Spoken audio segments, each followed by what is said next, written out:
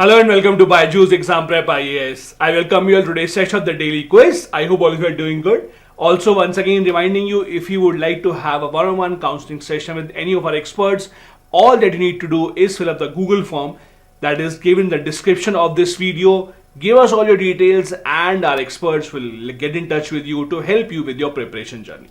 Also, if you attended today's CNA, that is the Hindu analysis session at 10 a.m., you would have seen due to some technical issues, the last part of the CNA got disrupted. So you don't need to worry. What we'll be doing is whatever topics were left from the CNA, mainly from the prelims exam point of view, we are covering those topics in this daily quiz session so that you do not miss out on any of the important news stories. On that note, let's begin with the first question. Consider the following statements with regards to India-France relationship. Number one, a DRDO office was opened up in the embassy in 2023 for strengthening technology cooperation. Second, the main imports from France are aviation products, machine equipment, electrical equipments, and chemical products. And third, in July 2022, UPI was launched from the Eiffel Tower, offering secure and convenient transaction for Indian visitors and NRIs. How many of these given statements are correct? As you know, the French President Emmanuel Macron was the chief guest at our Republic Day parade, and that is why India-France relationship is once again in the question. First statement is true. The DRDO office was specially set up in the French embassy to make sure that there is a much better, much stronger cooperation between the two sides. Second is also true, while the third one is wrong. We do have UPI facility now open to Indian visitors and NRIs in France. However, the difference here is it was launched in July 2023 and not in 2022. So just last year it was launched. It's not even an year old. That is why the answer here is B. Two of these statements are correct. There is a long article in the Indian Express newspaper about the India-France ties. Question number 2. How many of the following sarees have been given the GI tag, that is geographical indicator tag, in India? Upada Jamdani sarees, Venkatagiri sarees, Mangalagiri sarees, or Dharmavaram handloom pattu sarees. Again, the question is how many of these have been given the GI tag? It's a difficult question. The answer here is all four.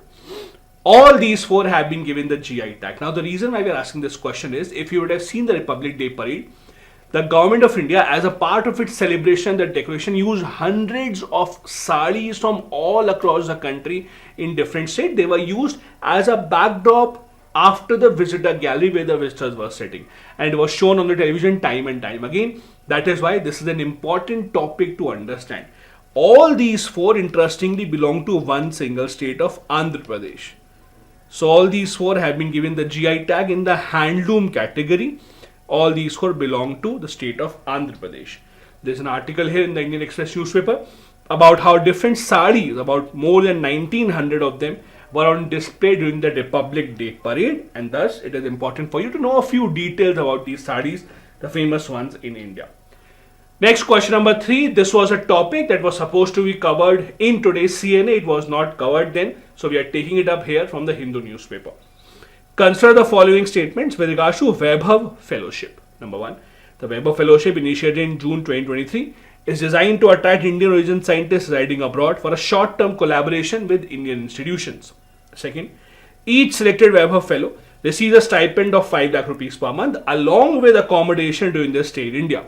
Third, fellows commit to spending a month or two annually in India for a maximum of 5 years collaborating with host Indian institutions.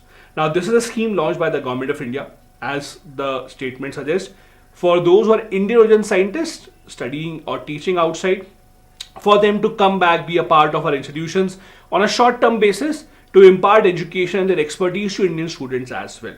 With regards to the Vaibhav Fellowship, the first statement is true while the second is wrong. They will be given a stipend of 4 lakh rupees per month. Also, it's for a maximum of 3 years.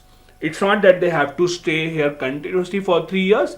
In these 3 years, they may decide to come down to India and stay for 1 or 2 months at a stretch. But this will be a 4-year, this will be rather a 3-year collaboration. Thus, the answer here is A. Now, please remember, before this, there was also a Vajra scheme launched. That might sound very similar. The difference is in the Vajra scheme, we were inviting foreign scientists to come to India. In this scheme, we are inviting Indian origin scientists. So that is the difference. So Vaibhav would be for Indian origin scientists. Vajra was for foreigners who to come to India and collaborate with our institutions. This was a topic to be covered in today's CNA. It did not because of the technical disruption. Also remember, this is in the news because the government has just shortlisted the first cohort of those Indian origin scientists who will be given this fellowship. Vaibhav stands for Vaishvik Bharatiya Vaigyanik. As you can see, it also talks about the Vajra scheme here. Next, question number 4.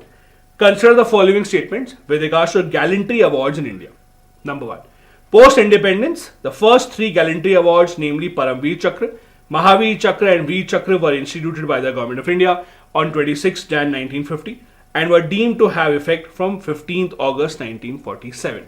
Second, thereafter 3 other gallantry awards, Ashok Chakra Class 1, Ashok Chakra Class 2, Ashok Chakra Class 3, were instituted in 1952 and were deemed to be in effect from 15th August 1947. These were later renamed to Ashok Chakra, Kirti Chakra and Shaurya Chakra in Jan 1967.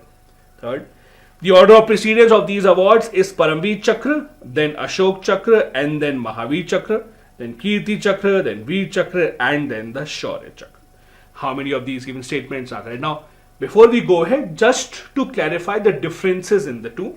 So there are 2 types of awards. One are wartime awards and one are called peacetime awards.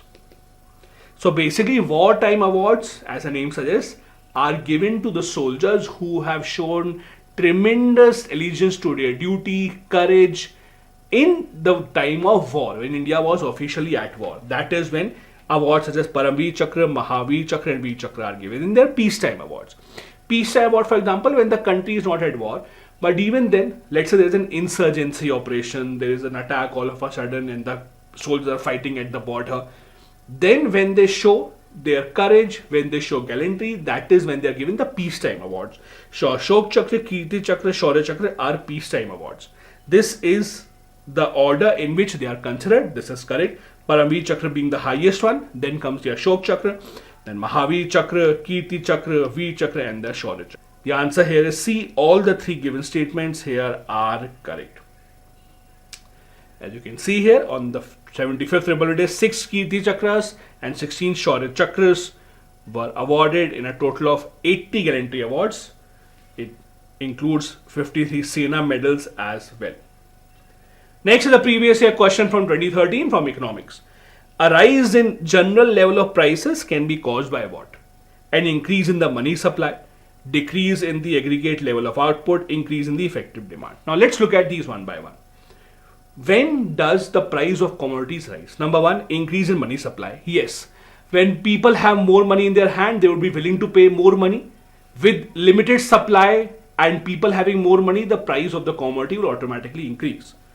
Decrease in the level of output, yes.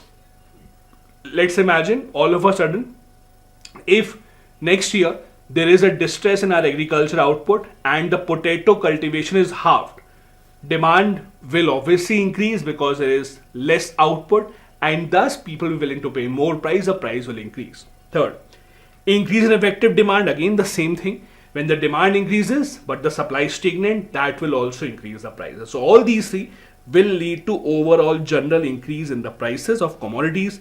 Thus the answer here is D. 1, 2 and 3, all 3 are correct. Now coming to the fact of the day. We have 2 facts of the day today. First one we have taken from the Indian Express. Second fact of the day is one of those topics which was led from the Hindu newspaper CNN in the morning. First one, the artwork of the Constitution. Now this is again one of those types of writings that you see every year on the Republic Day. Republic Day, as you know, is the official beginning of the adoption of the Constitution of India, and that is why it's time to re-look into some of the interesting facts about the Constitution.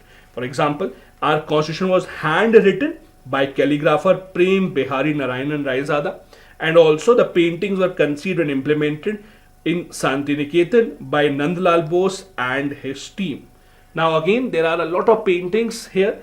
If you would have noticed and heard the speech given by the Prime Minister at the consecration of the Ayodhya temple, the Prime Minister talked about the fact that there is a photo of Sri Ram in our Constitution. This is a part of the artwork that we see here. Also remember, there were two original copies of the constitution, Hindi and English. Both of these were handwritten and both of these have great paintings. Some of the paintings include the bull seal of the Indus Valley civilization. It's the first pictorial representation in part 1.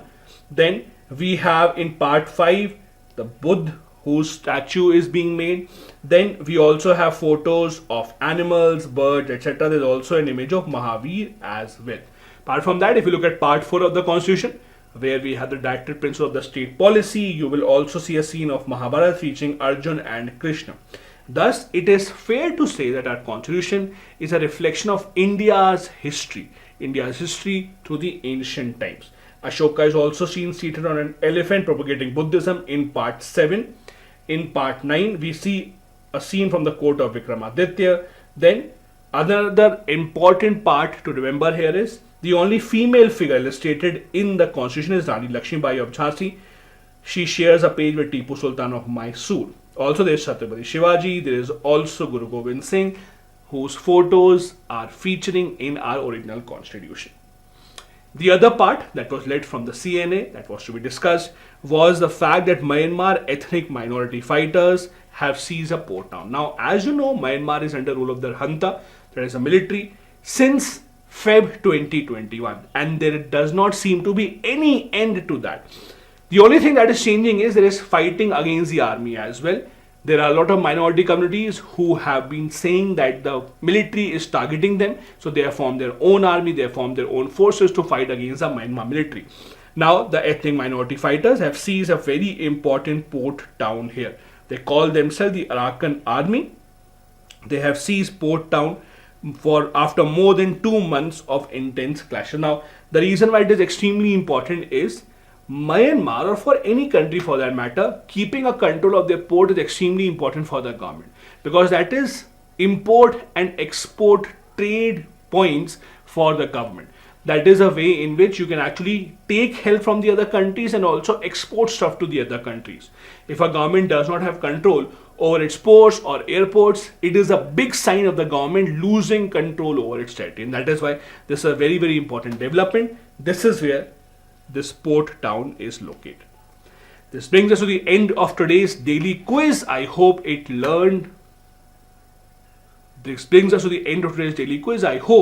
increased your knowledge and you learned something new today. We'll be back tomorrow with the next session of the daily quiz at 6 p.m. Thank you so much for watching. Have a good day ahead. Bye bye. Jai Hind.